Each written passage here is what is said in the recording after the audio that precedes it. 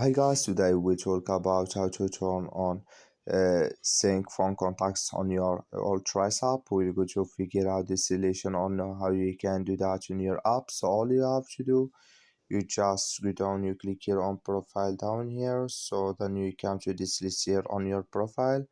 So then all you have to do, you just, sorry, go back.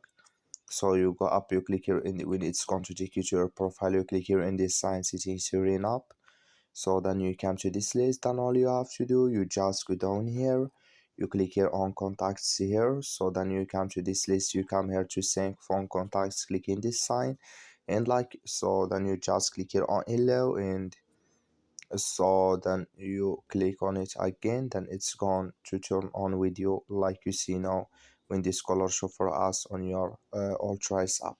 That's all you have to do. Thank you for watching. Don't forget to support us by liking, subscribe.